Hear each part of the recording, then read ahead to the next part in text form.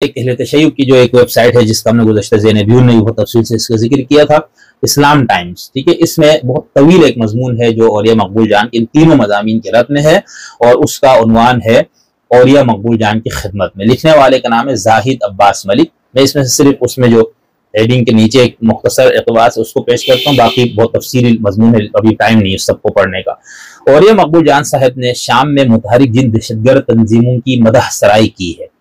وہ در حقیقت شام میں پیدا ہونے والی ایک سیاسی تحریک کو عسکری تحریک میں بدل کر شام کی تباہی و بربادی کی اصلی ذمہ دار ہیں۔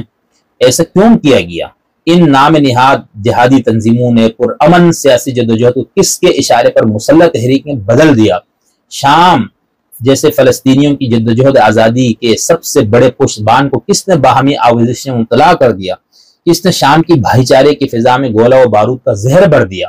تو جناب عالی، یہی وہ عالمی دہشت گرد تنظیمیں ہیں جو افغانستان سے لے کر عراق اور شام تک استعماری ایجنڈے کی تکمیل میں مسلمانوں کے قتل عام میں ملوث ہیں۔ انہوں نے اپنے بیرونی آقاؤں کے اشارے میں شام کو تباہ و برباد کر دیا۔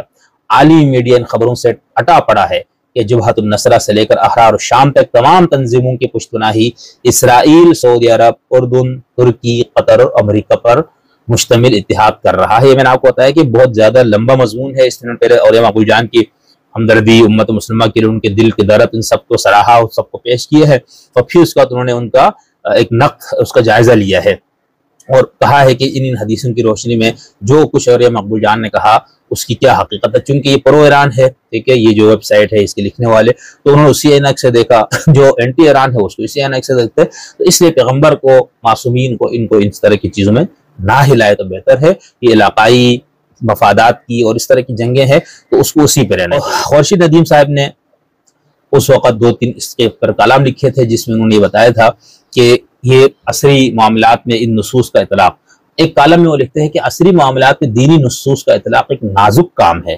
پاک بھارت تعلقات دین کو موضوع غزوہ ہند والی، آج کچھ لوگ اس کو دین کا مسئلہ بنا کر پیش کر رہے ہیں۔ اللہ کے رسول نے فرمایا، یعنی وہ کہہ رہے اس طرح کرتے لوگ اس تساہل اور بے تکلفی سے بیان کرتے ہیں کہ آدمی اس جسارت پر حیران رہ جاتا ہے۔ اللہ کے رسول نے اگر دین کے باب میں کچھ فرمایا ہے تو وہ حجت ہے۔ اس سے صرف نظر صرف ایک خیر سے محرومی نہیں، ایمان سے محرومی ہے۔ یہ کیسے ہو سکتا ہے کہ اللہ کے رسول دین کی کوئی بات بتائیں اور ایک مسلمان رد و قبول کے انتخاب میں الجھ جائے؟ معاذ اللہ۔ تاہم اللہ کے رسول نے فرمایا، یہ جملہ کہتے وقت ذمہ داری کا ایک بوجھ آپ کے سر پر ہوتا ہے۔ ایسا نہ ہوتا تو محدثین شب و روز اس کی نظر نہ کرتے، لاکھوں روایات سے چند ہزار کا انتخاب نہ کرتے، سنگریزوں کے انباء سے ہیرے نہ چنتے۔ حدیث کے باب میں اس امت کی روایت یہی رہی ہے۔ یہ انتخاب ایک مسئلہ تھا جس نے امت کو بخاری اور مسلم جیسی شخصیات عطا کی۔ مجھے حیرت ہوتی ہے کہ لوگ کتنی آسانی سے کوئی جملہ رسول سے منسوب کر دیتے ہیں، اور وہ بھی کسی سند کے بغیر، ٹھیک ہے۔ یہ ابھی جو سوشل میڈیا اور اس پہ جتنی حدیثیں شیئر ہوئی اور جس کا ہم نے شروع میں ذکر کیا، آپ دیکھ لیجئے۔ اس کے بعد انہوں نے بہت تفصیل سے اس پر بات کی ہے اور اس پہ کہ کس قدر اس میں ہمیں احتیاط کی ضرورت ہے۔ پھر انہوں نے غزوہ ہند کی روایت اور پاکستان کے عنوان سے ایک کالم جس کے قسط نمبر 2 میں بھی انہوں نے اسی پہ بات کی ہے، اور اس میں وہ لکھتے ہیں کہ مجھے اس پر اصرار نہیں کہ ماضی میں لوگوں نے ان روایات کا جو مصداق دے کہ وہ درست تھا، کل بھی یہ قیاس تھا، آج بھی قیاس ہے۔ دین قیاس پر نہیں، محکم بات اور یقین پر کھڑا ہے۔ جب لوگ غیر مصدقہ باتوں کو رسول اللہ نے فرمایا کے ساتھ بیان کرتے ہیں تو دراصل انہیں دینی سند دے دیتے ہیں۔ جب یہ باتیں غلط ثابت ہوتی ہیں تو ہماری یہ غلطی دین کی غلطی سمجھی جاتی ہے۔ اس لیے دین کے مسائل صرف خلوص نیت سے بیان نہیں ہو سکتے، اس کے لیے محکم دلیل کی ضرورت ہوتی ہے۔ میں نے یہ بتانے کی بھی کوشش کی ہے کہ جب لوگ یقین کے ساتھ ان روایات کا مصداق طے کرتے ہیں تو کیسے لاکھوں لوگوں کی جان و مال اور ایمان کو خطرے میں ڈال دیتے ہیں۔ مسلمانوں کی تاریخ میں بارہا یہ ہوا کہ چند واقعات پر ان روایت کو منطبق کیا گیا، لوگوں نے جان و مال کی قربانی دی، مگر روایت میں کہی گئی کسی بات اور واقعے کا مذاق نہ بن سکے۔ مثال کے طور پر افغانستان میں سوویت یونین کے خلاف معرکہ آرائی جاری تھی، یا جب طالبان آئے تو پھر ان روایات کا مذاق طے کیا گیا۔ میرے سامنے اس وقت ایک کتابچہ جہاد پاکستان سے ظہور مہدی تک رکھا ہے۔ یہ کتابچہ 2002 میں لکھا گیا۔ اس میں باب الفتن کی روایت کے اطلاق افغانستان پر کیسے کیا گیا ہے اور اس کے بعد کے ماہ و سال نے کیسے انہیں غلط ثابت کیا، اس بات کو میں اگلے کالم کے لیے اٹھائے رکھتا ہوں۔ تو یہ ساری چیزیں انہوں نے پھر اس کے بعد اگلے کالم میں انہوں نے اس کا تھوڑا سا ذکر کیا، اور اس میں شروع میں وہ لکھتے ہیں دور جدید نے باب الفتن اور ملاحم کی روایت کا زیادہ تر اطلاق افغانستان پر ہوا ہے۔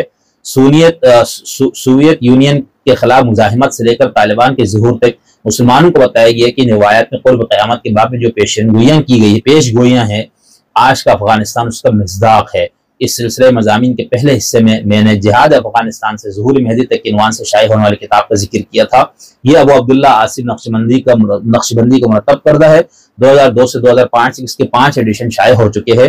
اس کتابچے پر لاہور اور حاصل پور کے 5 مقامات کے پتے درج، یہ باقی انہوں نے پھر اس کو بہت تفصیل کے ساتھ بیان کیا۔ تو یہ میں نے سوچا کہ آپ کو ایک روایات جو ہے اس حوالے سے وہ کہاں پر اس کو بیان کیا، اور پھر وہ جو کالے جھنڈوں والی اس کو اہل تشیع کی ہاں بھی اس کو، جیسے میں نے آپ کو علی قرآنی کتاب کا حوالہ جس میں انہوں نے اس کا ذکر کیا ہے، لیکن اس کے مصداق میں علماء نے کوئی قدم نہیں اٹھایا۔ تو اس وقت اگر کوئی لوگوں نے اس کو امام خامنائی حفیظ اللہ یا اس کا مصداق بنا کے اس کو شیئر کرنا شروع کیا، انہوں نے اس کو ہاتھ لیا، تو بہرحال اس لیے میں نے سوچا کہ آپ کو اس پورے بحث کا ایک تناظر ہمارے سامنے ہونا چاہیے، حدیث کی حیثیت، اہمیت، مقام، مرتبہ اور پیش گوئیوں سے متعلق 2 قسم کی روایات، ان کا اطلاق ماضی میں کیسے کیا گیا، لوگوں نے کس طرح کیا، اور اس میں کس قدر احتیاط کی ضرورت ہے۔